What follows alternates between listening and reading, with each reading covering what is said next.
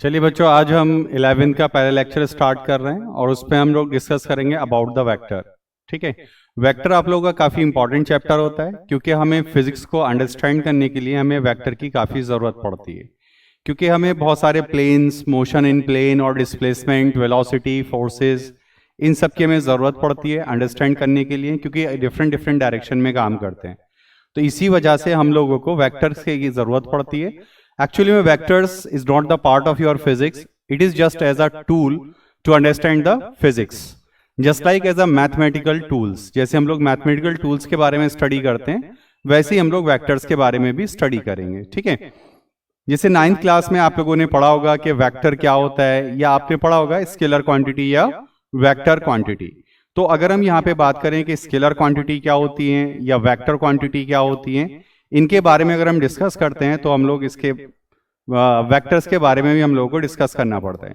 लेकिन 9th class में आप लोगों ने देखा होगा कि सिर्फ आपको वेक्टर्स की थोड़ी बहुत चीज़ें बता दी गई थी कि भाई वेक्टर डायरेक्शन होता है, मैग्नीट्यूड होता है। हम 11th क्लास में उसको पूरा इलेबोरेट करके पढ़ते हैं। ठीक है बच्चों, तो हम लोग स्टार्ट कर रहे हैं आज वेक्टर्स। तो वेक्टर्स से पहले हम लोग ये समझ लेते हैं कि स्केलर क्या होता है। ओके, तो अगर हम स्केलर के बारे में बात करें सबसे पहले कि भाई स्केलर क्वांटिटीज क्या होती हैं। ठीक है, अगर हम बात करें कि स्केलर क्वांटिटीज क्या हैं, तो अगर हम बात कर रहे हैं कि भाई स्केलर, तो स्केलर के लिए अगर हम डिस्कस करें सबसे पहले, तो देखिए स्केलर क्या होता है पहले हम वो समझ लेते हैं। What is scalar quantities? तो अगर हम स्केलर क्वांटिटीज के बारे में बात करें, स्केलर क्वांटिटीज, अब देखिए स्केलर क्वांटिटीज की अगर हम बात करें तो स्केलर क्वांटिटीज वो क्वांटिटीज होती हैं जिसका हम सिर्फ मैग्नीट्यूड रिक्वायर्ड होता है उसको रिप्रेजेंट करने के लिए या उसको समझाने के लिए, कभी भी उसके डायरेक्शन की कोई जरूरत नहीं पड़ती है। तो हम यहां लिख सकते हैं कि those quantities which has only magnitude, which has only magnitude to express it, ठीक है, या अंडरस्टैंड इट। इसको एक्सप्रेस करने के लिए, अंडरस्टैंड करने के लिए हमें किसकी जरूरत पड़ती है? Magnitude only. अब इसमें अगर हम बात करें कि स्केलर क्वांटिटी क्या होती है, तो देखो इसको अगर हम समझें एग्जाम्पल के तौर पर कि भाई स्केलर क्वांटिटीज क्या होती हैं, तो स्केलर क्वांटिटीज में आपके एग्जाम्पल्स आते हैं बच्चे। जैसे हम लोग के पास डिस्टेंस होता है, क्या होता है? डिस्टेंस होता है, और क्या होता है? मास होता है। ठीक है, टाइम होता है। इस तरह की चीजों को हम बोलते हैं स्केलर क्वांटिटीज। फॉर एग्जाम्पल अगर हम बात करें कि भाई हमने कहीं पर, एक एग्जाम्पल ले लें कि हमने कहीं पर यह सीखा कि भाई हमने कहीं से, जैसे हमने बात की कि भाई हमने कहीं पे क्लोथ को हमने परचेज किया, एक शॉप से हमने परचेज किया 4 मीटर, दूसरे शॉप से हमने परचेज किया 8 मीटर, और एक से हमने किया 5 मीटर।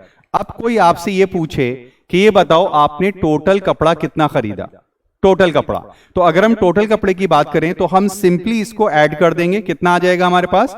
17 मीटर। यानी हमें कुछ सोचना ही नहीं है, सीधा हम इसका क्या कर देंगे? एडिशन कर देंगे। तो स्केलर क्वांटिटीज के बारे में और हम बात करें तो बच्चे स्केलर क्वांटिटीज जो होती हैं ये कैसी होती हैं? Values are positive, values are कैसी होती हैं? पॉजिटिव होती हैं। कुछ क्वांटिटीज स्केलर होने के बावजूद नेगेटिव भी होती हैं, जीरो भी होती हैं और पॉजिटिव भी, लेकिन मोस्ट ऑफ द जो स्केलर क्वांटिटीज हैं वो सब कैसी होती हैं? पॉजिटिव होती हैं। क्लियर? अब अगर हम बात करें इसमें कि ठीक है, तो ये थोड़ा सा पार्ट है कि ठीक है स्केलर क्वांटिटीज ये होती हैं, लेकिन अगर हम बात करें कि भाई वेक्टर क्वांटिटीज क्या होती हैं, अब ध्यान से समझिएगा। जैसे आपने बोला कि सर यहां पे तो आपने सिंपली ऐड कर दिया, तो क्या प्रॉब्लम है? अगर हम यहां पे बात करें कि हमारे पास एक ये सरफेस है और यहां पे हम बात कर रहे हैं कि भाई मैंने इसके ऊपर इधर की तरफ एक फोर्स लगाया, मान लीजिए 20 न्यूटन का, इसका नाम है F1। ओके, और मैंने इसी डायरेक्शन में एक और फोर्स लगा दिया जिसका नाम है मान लेते हैं F2। इधर ही की तरफ एक और फोर्स लगाया जिसका नाम है मेरे पास, मान लेते हैं F2, और उसकी वैल्यू है 15 न्यूटन। अब अगर कोई आपसे बोले कि बताओ इस बॉडी पे नेट फोर्स कितना काम कर रहा है, तो अगर हम बोलें तो हम सीधा बोलेंगे यहां पे F net is equal to होगा सर F1 प्लस F2, यानी ये इधर धक्का मार रहा है, ये भी इधर धक्का मार रहा है, तो दोनों इसको क्या कर रहे हैं, धक्का मार रहे हैं फॉरवर्ड में, तो ये हमें मिल जाएगा 20 plus 15 is equal to 35 newton. कितना मिल जाएगा, 35 न्यूटन। लेकिन अगर हम बात करें कि इसी वैल्यू पे हमें यह पता करना है कि भाई इधर से अगर 20 न्यूटन का फोर्स लगा और इधर से अगर 15 न्यूटन का फोर्स लगा, तो अब बताइए इस पे नेट फोर्स क्या होगी। क्या पूछा जा रहा है आपसे, नेट फोर्स क्या होगी। तो अब अगर हम यहां पे सोचें तो अब इस पे जो एफ नेट होगी बच्चे वो कैसे निकालते हैं, तो आप लोग निकालते हैं sir 20 minus 15 is equal to 5 newton. अब देखिए यहां पे अगर हम बात करें, ये भी इसको धक्का दे रहा है, ये भी धक्का दे रहा है, यहां जोड़ दिया, ये धक्का दे रहा है, ये भी धक्का दे रहा है, लेकिन हमने यहां पे क्या कर दिया, घटा दिया। अब ऐसा क्यों हो रहा है, यही हम लोगों को क्या करना होता है, वेक्टर में सीखना है कि भाई कहीं पे हम जोड़ दे रहे हैं, कहीं पे घटा दे रहे हैं, क्योंकि फोर्स जो होती है बच्चे, फोर्स जो है वो एक वेक्टर क्वांटिटी है। कैसी क्वांटिटी है, वेक्टर क्वांटिटी है। तो वेक्टर क्वांटिटी को अंडरस्टैंड करने के लिए ही हमें वेक्टर को समझना होता है कि इसको जोड़ा क्यों और इसको घटाया क्यों, जबकि दोनों पर ही ऐसा काम कर रहा है। देखो हर जगह हमने क्या किया भाई, यहां 4 मीटर, यहां 8 मीटर, यहां 5 मीटर, और हमने इसको क्या कर दिया, जोड़ दिया। अब कहीं और से कुछ खरीदो तब भी ये क्या होते हैं, जुड़ ही जाएंगे। लेकिन यहां पे आप वेक्टर्स यानी वेक्टर क्वांटिटी के बारे में बात करते हैं तो ऐसा कुछ भी नहीं होगा। पहली चीज तो आपको ये समझ लेना है। तो आप देख सकते हैं अब यही हम वेक्टर में सीखेंगे धीरे धीरे कि why they are added and why they are subtracted. Okay, चलिए आगे बढ़े इसमें। आइए देखिए, अब हम बात करने जा रहे हैं कि वेक्टर क्वांटिटीज हैं क्या। तो पहले हम इसकी डेफिनेशन समझेंगे, फिर हम इसमें आगे बात करेंगे। तो देखिए अब वेक्टर क्या होता है वो हम समझेंगे। हमेशा याद रखना जो वेक्टर चीजें होंगी यानी वेक्टर क्वांटिटीज, अगर हम वेक्टर्स के बारे में बात करें बच्चे, वेक्टर्स, तो हमेशा याद रखना वेक्टर्स एक ऐसी क्वांटिटी होती है जिसके पास डायरेक्शन और एक स्पेसिफाइड डायरेक्शन होना चाहिए। क्या होना चाहिए, उसके पास मैग्नीट्यूड होना चाहिए और एक स्पेसिफाइड डायरेक्शन होना चाहिए। उसके अलावा उसको एक वेक्टर अलजेब्रा रूल को या वेक्टर अलजेब्रा को फॉलो करना होता है। यानी सिंपल अलजेब्रा वहां पे काम नहीं करेगा, जैसे हम चीजों को जोड़ देते हैं इस तरह का अलजेब्रा यूज नहीं होना है। तो हमें यहां पे याद रखना है बच्चे वेक्टर क्वांटिटीज क्या होती हैं। तो आपको याद रखना है दोज क्वांटिटीज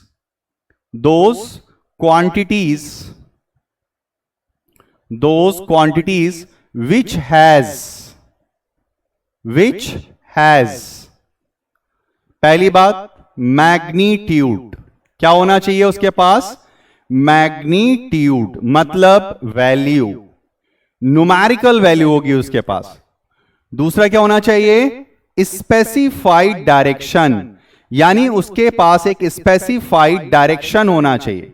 स्पेसिफाइड डायरेक्शन यानी वो किधर काम कर रहा है, क्या कर रहा है, ये हमें समझ में आना चाहिए। ठीक है, जैसे हम 9th क्लास में पढ़ते हैं कि एक बॉडी पर फोर्स लगाया और उस फोर्स ने उसको पुश या पुल किया। तो अगर बच्चे आप पुश या पुल की बात कर रहे हो तो उसमें पुश या पुल उसके डायरेक्शन को बताता है। किसको बताता है, डायरेक्शन को। अब मैं कहता हूं मैंने 10 न्यूटन का फोर्स लगाया और उसको पुश किया, तो 10 न्यूटन उसका हो गया बच्चे मैग्नीट्यूड, और पुश का मतलब हो गया डायरेक्शन। अब किसी बॉडी पे बहुत सारी फोर्स लग रही हैं, तो अब मुझे क्या करना है, तो देखिए ध्यान से समझना। अगर हमें अब तीसरी बात यह है, दे मस्ट ओबे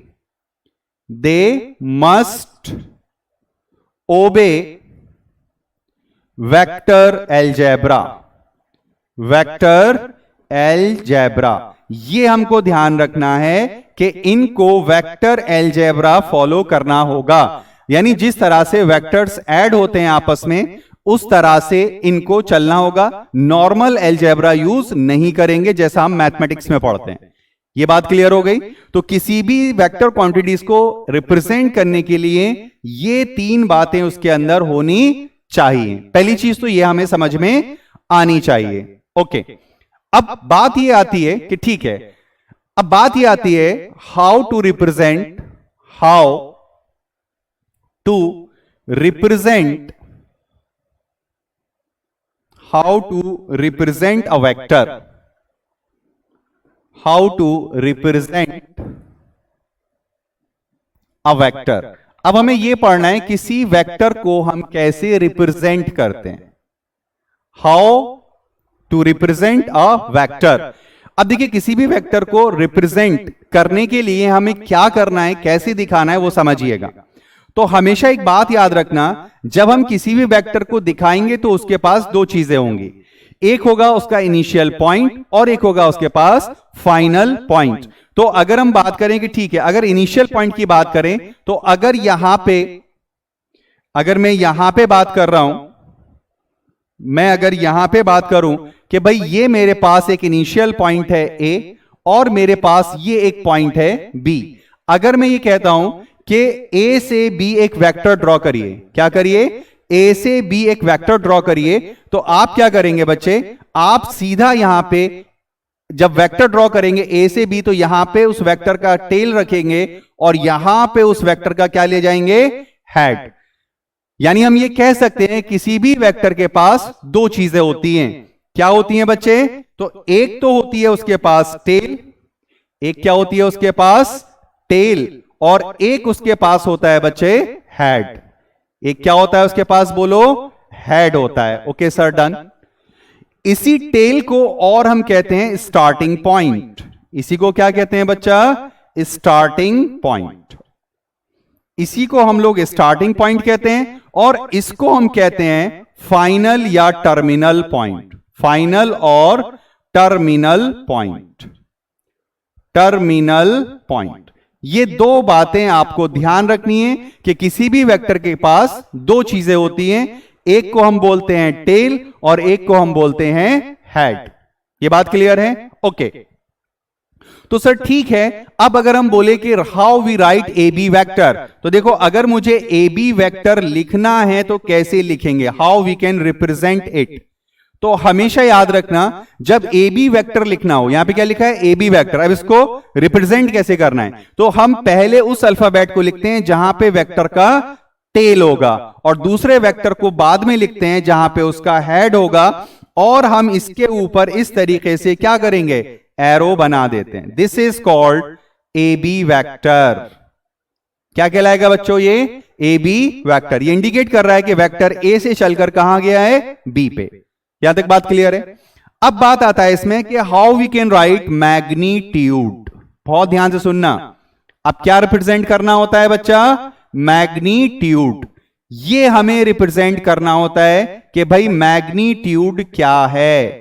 अब सुनना, मैग्नीट्यूड कैसे पता चलता है, तो जब भी किसी वेक्टर का मैग्नीट्यूड लिखना होता है बच्चे, तो हमेशा याद रखना, अभी हम मैथमेटिकली नहीं, अभी हम ग्राफिकली देख रहे हैं, तो हमेशा याद रखना इस एरो की लेंथ उस वेक्टर की मैग्नीट्यूड को बता रही होगी। क्या बता रही होगी, उस वेक्टर के मैग्नीट्यूड को। तो हमेशा याद रखना, मैं आगे लिख देता हूं, क्या याद रखना है हम लोगों को, हम लोगों को याद रखना है, हम लोग को एक बात याद रखनी है कि length of arrow, length of arrow represent magnitude of vector. ये बात हमें याद रखनी है कि किसी भी वेक्टर की अगर हमें ग्राफिकली लेंथ पता करना है तो उसकी जो एरो की लेंथ है वो उसके मैग्नीट्यूड को रिप्रेजेंट करता है। अब सुनिए, अब इसको लिखेंगे कैसे, अब हमें लिखना है जैसे मैग्नीट्यूड वेक्टर ए बी। तो इसको लिखने का तरीका है बच्चे, इस तरह से हम मॉड लगा देंगे और इस तरीके से हम इसको रिप्रेजेंट करते हैं। यानी ये चीज आपको एक मैग्नीट्यूड बताएगी और ये कहलाएगा ए बी। ऐसे लिखो या ऐसे लिखो, कोई फर्क नहीं पड़ता, बात यही है, ठीक। और ये डिसाइड होता है किससे, length of arrow, length of arrow. ये लेंथ ऑफ एरो हमारा डिसाइडिंग फैक्टर होता है। पहले यहां तक बताइए, ये बात क्लियर हुई। यानी अगर हमें किसी वेक्टर का मैग्नीट्यूड लिखना है तो हमें उसकी लेंथ ऑफ एरो पे डिसाइड करना होता है ग्राफिकली। एक और बात हमेशा यहां पे आपको याद रखनी होगी, क्या याद रखनी है, समझना। हमेशा एक बात याद रखना बेटा, अब ये बताओ किसी की भी लेंथ कभी नेगेटिव होती है कि नहीं? तो आपने ये पढ़ा होगा बहुत छोटी क्लासेस में भी कि किसी का साइज या किसी की लेंथ या किसी का डिस्टेंस कभी भी क्या नहीं होता, नेगेटिव। तो यहीं पे एक बात हमें याद रखना है, क्या याद रखना है? Magnitude of a vector. क्या याद रखना है? Magnitude of A vector, of A vector never be negative. यानी किसी वेक्टर का मैग्नीट्यूड क्या नहीं हो सकता, नेगेटिव नहीं हो सकता, कुछ भी हो जाए। ठीक है। हां, एक बात है कि वेक्टर खुद नेगेटिव हो सकता है, यानी हम यहां पे एक बात बोल सकते हैं, आगे पढ़ेंगे हम लोग, वेक्टर में बी नेगेटिव, यानी बच्चे वेक्टर तो नेगेटिव हो सकता है लेकिन कभी भी वेक्टर का मैग्नीट्यूड नेगेटिव नहीं होगा। यह बात आपको बहुत अच्छे से याद रखना है। Magnitude of a vector can never be negative, but vector में बी नेगेटिव। वेक्टर तो नेगेटिव हो सकता है लेकिन कभी भी आपका मैग्नीट्यूड ऑफ वेक्टर कभी नेगेटिव नहीं होता। ठीक है सर। अब अगर हम यहां पे बात करें, फॉर एग्जाम्पल मैंने आपसे ये बोला कि मेरे पास दो वेक्टर हैं, एक ये है और एक मेरे पास वेक्टर ये है। मान लेते हैं ये दो वेक्टर हैं और इनका नाम मैं दे रहा हूं, सपोज ये एक ए वेक्टर है और ये एक बी वेक्टर है, बस इसका नाम दे रहा हूं। अब मुझे आप लोग ये बताइए कि किस वेक्टर का मैग्नीट्यूड ज्यादा है। देखो यहां पे हमने कोई नंबर नहीं लिखा। अब हमें यह पता करना है कि इनमें से किस वेक्टर का मैग्नीट्यूड ज्यादा है। तो आप सीधा बोलेंगे कि मैग्नीट्यूड जो होता है वो होता है लेंथ ऑफ एरो।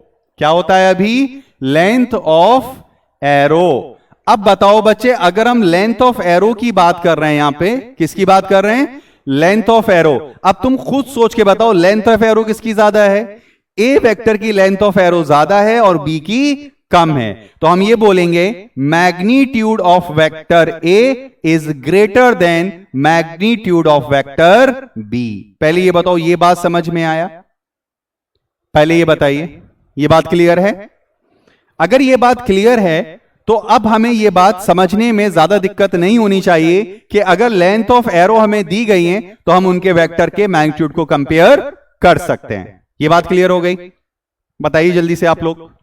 यानी हम ये डिसाइड कर रहे हैं कि अगर हमें कुछ भी ना दिया जाए, बस ये दो वेक्टर दे दिए गए और हमसे कहा जा रहा है कि बताओ किस वेक्टर का मैग्नीट्यूड ज्यादा है, तो बस कुछ नहीं करना, हम लेंथ ऑफ एरो को देखेंगे और मैग्नीट्यूड को डिसाइड कर देंगे। तो अब हमें यहां से ये पता चल गया कि magnitude of A vector is greater than magnitude of B vector. अच्छा, एक बात और याद रखना कि ये जो मैग्नीट्यूड होता है, यानी मैग्नीट्यूड ऑफ वेक्टर, हमेशा याद रखना मैग्नीट्यूड ऑफ वेक्टर, ठीक है, याद रखना बच्चे, ऑलवेज अ पॉजिटिव नंबर। क्या होता है बच्चों, बोलो? Positive number. यानी हमारे पास जो वेक्टर होगा वो हमेशा एक पॉजिटिव नंबर होगा। क्या होगा बोलो? एक पॉजिटिव नंबर होगा। यानी इस पे फोकस क्यों कर रहे हैं वो अभी तुम्हें समझ में आ जाएगा। यानी मैग्नीट्यूड, ठीक है, क्या होता है? एक पॉजिटिव नंबर होता है, यानी इसका कोई डायरेक्शन नहीं होता, जबकि वेक्टर का डायरेक्शन होता है, लेकिन वेक्टर के मैग्नीट्यूड का कोई डायरेक्शन नहीं होता। ये हमें समझ में आना चाहिए। यानी ऑलवेज एक नंबर तो होगा, लेकिन क्या होगा बच्चा? पॉजिटिव नंबर होगा। क्या होगा बताओ? Positive number. अब पॉजिटिव नंबर जो होता है बच्चे, वो 1 भी हो सकता है, 1 से ज्यादा हो सकता है और 1 से छोटा भी हो सकता है, लेकिन कभी भी नेगेटिव नहीं हो सकता। यानी अब ये पूरी तरह से बात समझ जाना चाहिए कि magnitude of a vector is always be a positive number. अब एक क्वेश्चन यहां पे अगर तुमसे पूछा जाए, then how you can do. ठीक है, एक सवाल मैं दे रहा हूं, जरा आप ट्राई करके बताइए। अगर मैं आपसे पूछता हूं, मान लीजिए क्वेश्चन मैंने आपको दिया, देखिए क्वेश्चन क्या है। क्वेश्चन ये है आपके लिए, क्वेश्चन ये है, which one is correct for a vector A. Vector A के लिए कौन सा स्टेटमेंट सही है, या इनकरेक्ट कर लेते हैं, इनकरेक्ट। यानी आपको बताना है वेक्टर ए के लिए इसमें से कौन सा स्टेटमेंट इनकरेक्ट है। ठीक है, अब मैं तुम्हें स्टेटमेंट दे रहा हूं, यहां पे ध्यान से समझना। पहला स्टेटमेंट है हमारे लिए, magnitude of vector A is greater than 1। दूसरा है हमारे पास, magnitude of vector A is less than 1। तीसरा है हमारे पास, magnitude of vector A is less than 0। और चौथा है हमारे पास, vector A magnitude must be greater than 0। What is the answer, बताइए जल्दी से। यहां पे ऐसे भी दे सकता है, मान लीजिए ये दे दिया, इस तरह से भी दे सकता है, लेस देन इक्वल टू 1 या ग्रेटर देन इक्वल टू 1। बताइए जल्दी से क्या आंसर होगा, बताइए बच्चे लोग।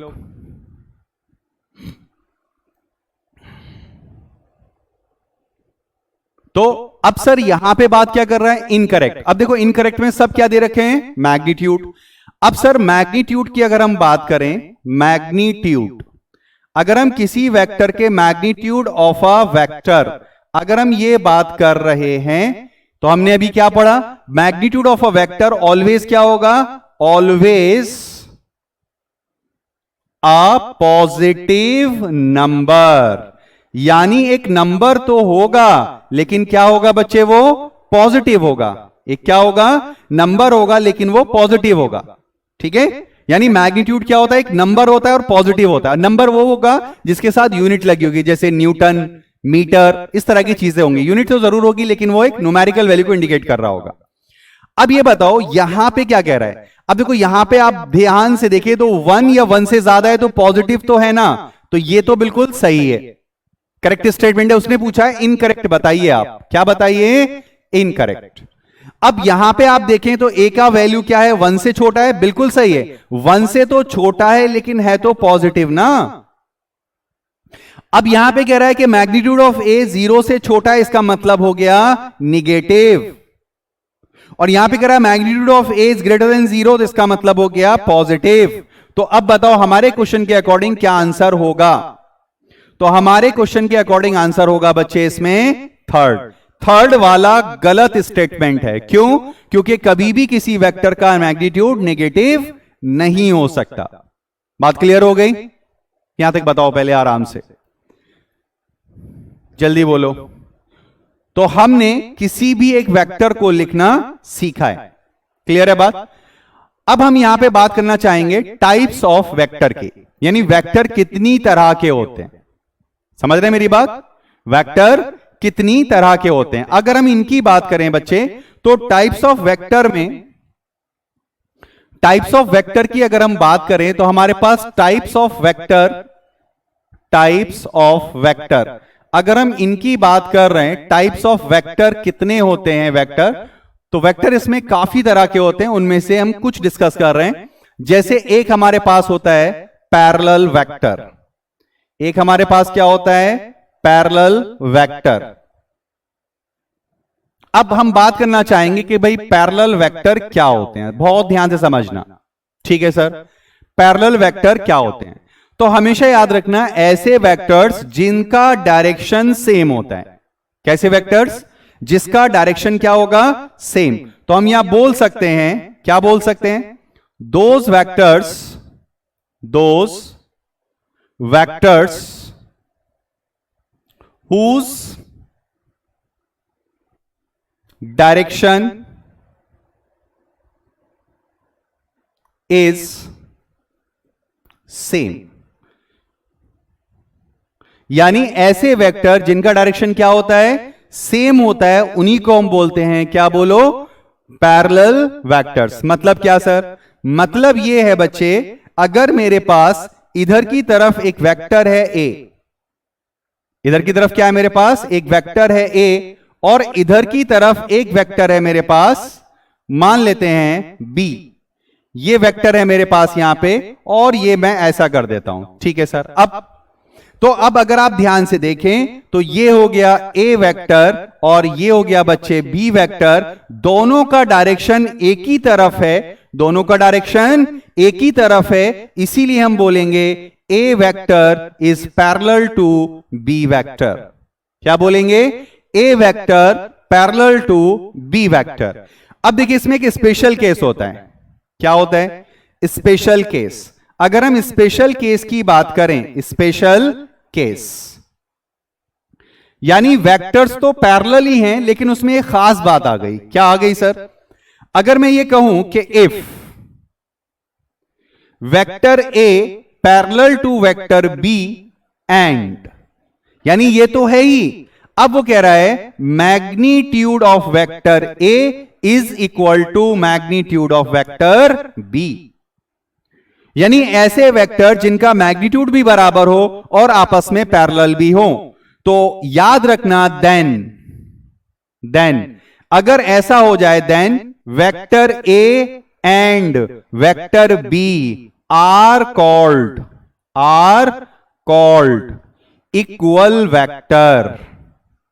इक्वल वेक्टर मतलब क्या है भाई, तो इक्वल वेक्टर बच्चे उन्हीं को कहेंगे जिनका डायरेक्शन और जिसका मैग्नीट्यूड क्या होगा, सेम।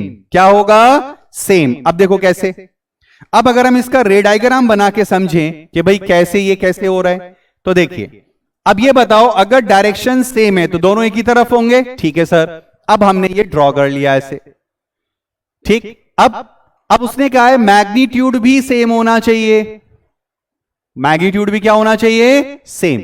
अब ये बताओ यहां पे मैग्नीट्यूड सेम होने का क्या मतलब है, तो मैग्नीट्यूड सेम होने का मतलब है दोनों की एरो की लेंथ क्या होनी चाहिए, बराबर। अब यहां पे आप ध्यान से सोच के बताओ कि अगर मेरे पास यहां पे मैं बात करूं तो ये ए वेक्टर हो गया और ये मेरा बी वेक्टर हो गया, क्या ए पैरेलल टू बी वेक्टर है, हां है। क्यों, क्योंकि दोनों सेम डायरेक्शन में है, ठीक है। अब ध्यान से देखना, क्या इनका लेंथ ऑफ एरो, देखो यहां पे ये वाली लेंथ और ये देखो बच्चे ये वाली लेंथ, ये वाली लेंथ और आपकी ये वाली लेंथ, ये देखो एरो की लेंथ भी क्या है, बराबर है। सर एरो की लेंथ बराबर है, इसका मतलब क्या हुआ, तो इसका मतलब हुआ बच्चे मैग्नीट्यूड ऑफ ए और मैग्नीट्यूड ऑफ बी आपस में क्या है, बराबर। आपस में क्या है, बराबर। तो इस कंडीशन में हम बोलेंगे vector A equal to vector B. क्या बोलेंगे बच्चे, vector A equal to vector B कहा जाएगा। यहां तक बात सही है, बोलो जल्दी से, यहां तक बात क्लियर हो गई। अब यहां पे हम एक बात लिख सकते हैं, all equal vectors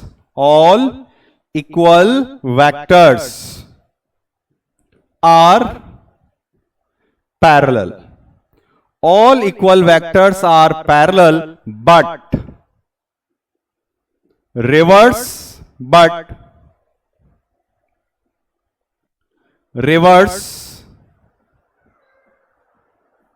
is not true।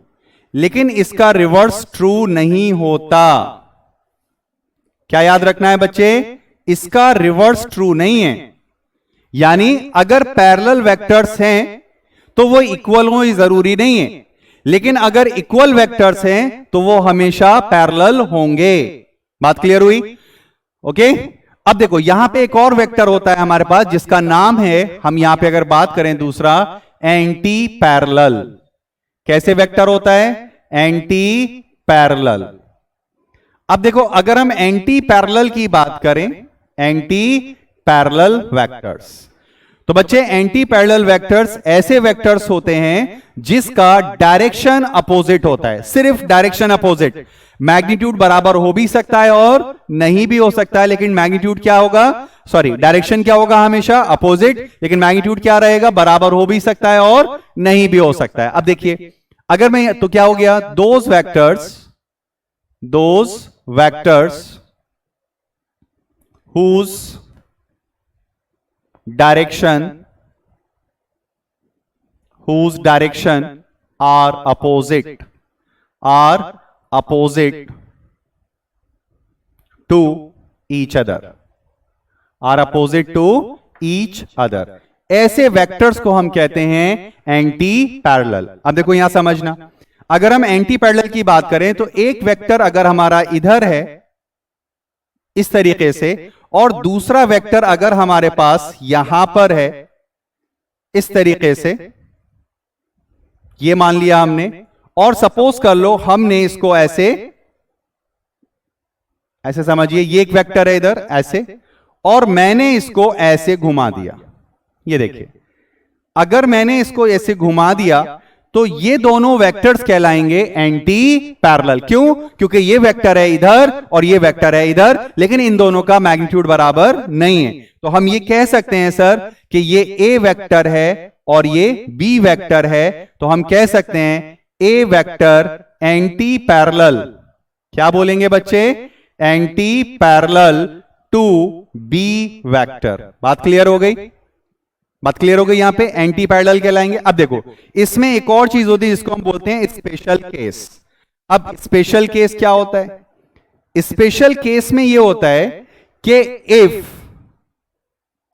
A vector का मैग्नीट्यूड अगर बी वेक्टर के बराबर हो जाए और ये एंटी पैरेलल हो, क्या हो, एंटी पैरेलल, तो हम ये बोलते हैं कि अगर ऐसा है, मान लेते हैं इधर ए वेक्टर है, ओके, और इधर एक और वेक्टर है हमारा ऐसे करके बी वेक्टर, ये देखिए।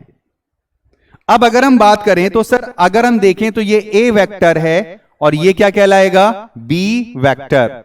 अब यहां पे ध्यान से देखो, दोनों का डायरेक्शन अपोजिट, एंटी पैरेलल तो हो गए, लेकिन बच्चे इन दोनों का मैग्नीट्यूड भी क्या हो गया, बराबर। इस केस में हम बोलेंगे B vector is negative vector of A vector. And how it can be write? तो हमेशा याद रखना बच्चे, अगर ये डायरेक्शन ए है और हम बी को इसके डायरेक्शन में लेके जाना चाहते हैं बराबर रखने के लिए, तो अगर हम किसी वेक्टर को -1 से मल्टीप्लाई करें तो 180 डिग्री घूमेगा। तो अब सोचो अगर ये यहां पर है, अगर मैं -b कर दूंगा तो ये इधर आ जाएगा। इसीलिए हम बोलेंगे कि जो बी वेक्टर है वो ए का निगेटिव है। बात समझ में आया? इसका मतलब all negative vectors are anti parallel, ठीक, but reverse is not true. Clear हो गई बात? चलिए आज इतनी रख लेते हैं, फिर नेक्स्ट क्लास में हम इसको आगे कंटिन्यू करेंगे। ओके बेटा, ओके बाय।